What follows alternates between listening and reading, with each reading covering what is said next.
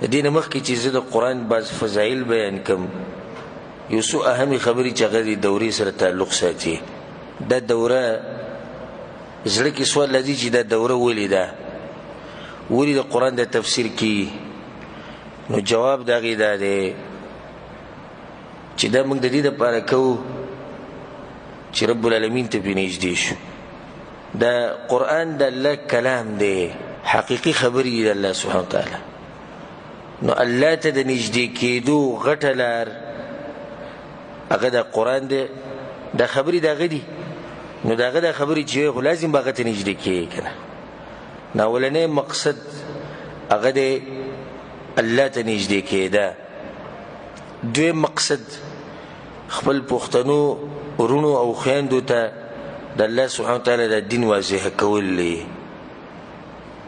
الحمدلله زمونږ خلک د قرآن سره ډېر محبت لري، که زنانه دي او که نارینه دي. خو په هغې کې بیا یوه خبره دا ده چې د اکثر ترجمې چې کېږي په دې کلیو کې او په کورونو کې او په دیرو کې، نو دا صرف هغه لفظي ترجمه وي، او د لفظي ترجمې دومره غټه فایده نه وي. صرف ته ترجمه واورېده خو په دې آیت باندې بیا هم نه پوه شوی. د آیت ولې دې ذکر راوړو، د آیت د څه دپاره دلته راوړو، مقصد څه و د دې خبرې. دا ټولې خبرې ته په تفسیر کې معلومیږي، په ترجمه کې نه معلومیږي. او دا خبره الحمدلله زموږ پکې تجربه ده چې اول زه او بیا زموږ د ملګري د رونه او د خویندې دوی د تفسیر د درسونو نه څومره فایده اخیستې ده او موږ سره رابطې کوي. نو صرف د هغوی د خولو نه دعاګانې خیږي چې موږ اوس په قرآن باندې پوه شو. نو د قرآن د تفسیر او د دې لپاره دورې ښوده، د دې لپاره دی چې زموږ د پښتانه رونه او خویندې دوی په دې قرآن باندې پوه شي کوم چې د اسمانونو طرف نه راغلی. د دې لپاره دا دوره ده.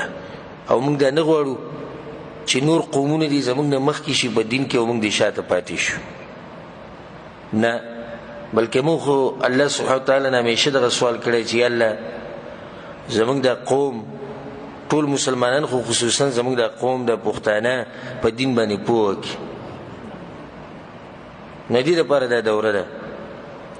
نور د دې څه مقاصد داسې نشته چې دنیوي څه مقاصد دي او پیسې پرې ګټو او نور اهداف دي، نه. د دې هدف دغه دی چې په قرآن باندې موږ ټول پوه شو. د هغې نه بعد بیا دا خبره یې ساتي چې زموږ چې دا کومه دوره ده د دې یو څو خاص خبرې دي چې هغه ته کیدی شي په نورو درسونو کې او د نور چا په دورو کې میلاو نشي. اولنۍ خبره هغه ده چې موږ د قرآن ترجمه او تفسیر چې کوو نو په هغه پښتو کې کوو چې کم باندې ټول پښتانه پوهېږي. ګرانه پښتو دا موږ نه استعمالو، او زه خپل ځاني حتی الوسع کوشش کوم چې هغه پښتو استعمال کوم او هغه پښتو ووایم کم پښتو باندې چې زموږ د وروڼو او خویندې په اسانۍ سره پوهېږي، او د یو ټکي هغه معنی ووایو چې کومه مشهوره وي.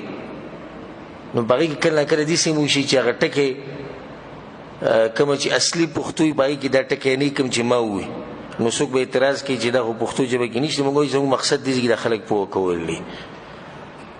دویم خاصیت زموږ د دې دورې دا دی چې کوم ځای کې هم آیت راځي نو هغه به موږ د خپل وخت سره تړو،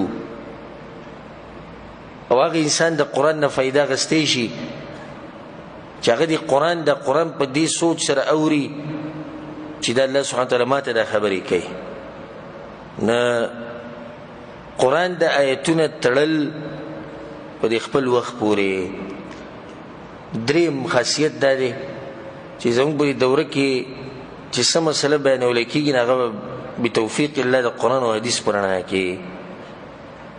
څلورم خاصیت د دې دورې دا دی چې منځ کې د تفسیر په منځ کې موږ وعظ او نصیحت به کوو بار بار چې د زړونو نرمي، د هر آیت نه ناشنا فواید او حکمتونه راویسته. پنځم خاصیت د دې دورې به دا انشاءالله چې په دې کې دروغ قصې او بې سنده خبرې او منګړت واقعات اسرائیلي روایات دا به نه بیانولی کېږي. شپږمه خبره او شپږم خاصیت هغه دا دی چې دې کې به تعصب مذهبي نه وي، د یو فرقې دپاره به تعصب نه وي په دې دوره کې، او د یو خاص جماعت دپاره او د یو خاص جنډې دپاره تعصب نشته. که تعصب وي هغه به صرف د قرآن او د حدیث دپاره وي. اووم خاصیت د دې دا دی چې ګران اصطلاحات، علمی اصطلاحات کوشش کوو موږ چې هغه بیان نه کړو، ځکه چې اکثر ملګري عوامي پرې نه پوهېږي، نو خبره به ښه په اسانۍ سره کوو. اتم خاصیت د دورې به انشاءالله دی فقهي چې کوم مسایل دي او روزمره چې کوم مسایل دي هغه به دې کې بیانولی کېږي. د مانځه مسایل، د اودس مسایل، د زکات مسایل، د طلاق مسایل، د واده مسایل، دا ټول به بیانولی کېږي. نهم خاصیت د دې دورې دا دی چې ستا ربط به موږ تړو د الله په توفیق سره د قرآن او د حدیث سره.